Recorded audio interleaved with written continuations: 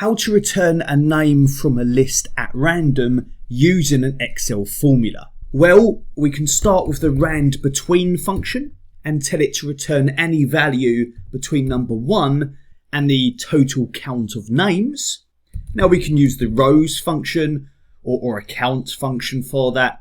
And I'm asking how many rows are in that table. That will return a random value, such as this number 4. And the INDEX function can be used around that to return that row number, that instance, from that table.